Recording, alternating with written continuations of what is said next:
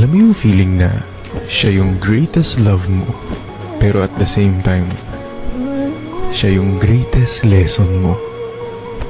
Yung minsan mong tinuring na mahal mo.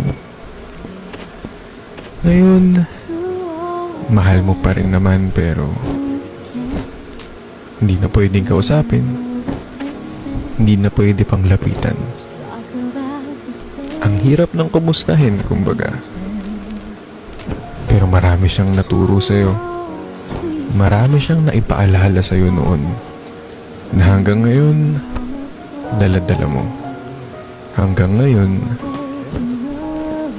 parte ng buhay mo.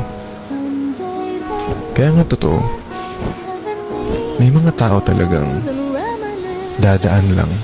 Baby, now they